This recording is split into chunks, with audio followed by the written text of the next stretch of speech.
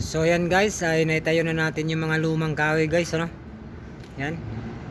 So susuportahan na lang natin yan guys para tumibay guys, ano, dahil luma na yan. At ito yung mga may iksi guys, ano? Yan. At marami pa yung nasa baba ay pinapaubos sa atin guys, ano? Pero yung iba guys ay talagang hindi na magagamit. So yung kontrata namin dito guys ay nasa 70k lang guys, ano? Yan. Yung pagbabakal, pag-scaffolding at pagbubuhos niyan guys. Yung kontrata na yan guys ay sapat na sapat lang guys, no? So tatlo lang kami dito gumagawa guys. Pag bubuhos na kami dyan ay kukuha na lang kami ng labor, no?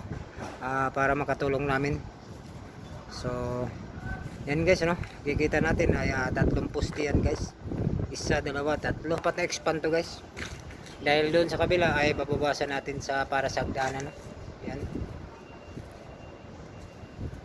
So yan guys, nagpapabili na tayo ng kahoy, no?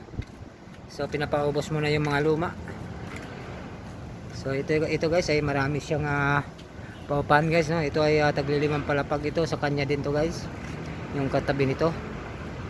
So yun, marami na ring tenant na nakatira dyan guys, at mga nagtatrabaho, nag-opisina dito sa Makati, ano? Yun yung mga nakakatira dito sa loob ng building na to. Ito ay limang palapag din to guys, kanya rin to guys.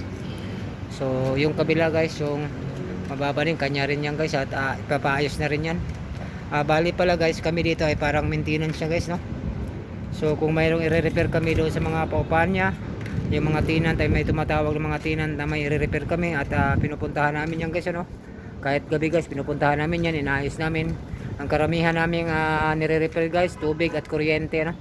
Yun yung number 1 na nirereklamo ng mga tenant, ano? So ito guys, sa kanya rin to guys. Yan. Ito ay papaayos na rin to. So babakrasin yung bubong at papalitan ng concrete, ano? Yun ang pinaka, ano, bubong niya, yung buhos na guys, para wala nang problema daw sa pag umulan man, katulad dito.